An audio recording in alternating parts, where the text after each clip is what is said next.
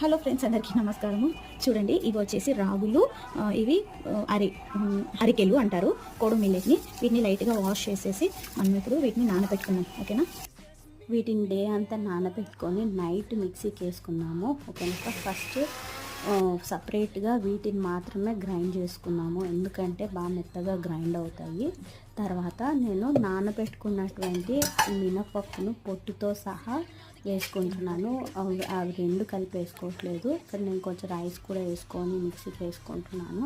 ఓకేనా ఫ్రెండ్స్, ఈ దోశ అనేది చాలా బాగుంటుంది. కొంచెం వెయిట్ లాస్ కోసం కూడా బాగుంటుంది. ఓకేనా ఫ్రెండ్స్, బాగా మిక్స్ చేసి నైట్ అంతా ఫర్మెంట్ చేసి నెక్స్ట్ డే మార్నింగ్ దోశలు వేసుకున్నాం. వీటితో చాలా హెల్తీ ఫుడ్ ఇదైతే. మా పిల్లలు కుక్ చేసి ఇట్లా రైస్ రూపంలో ఏదన్నా పెడదాము అంటే అస్సలు తినట్లేదు. అట్లీస్ట్ ఈ దోశల్లో రూపంలో ఉన్న వీళ్ళ పిల్లలు తింటారేమో అనుకుంటే